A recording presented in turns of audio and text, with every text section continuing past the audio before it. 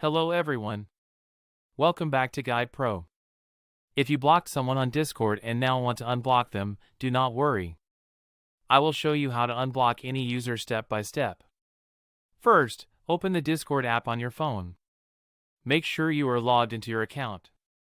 Now tap on your profile icon at the bottom. Next, tap on the gear icon at the top right corner. This will open your settings.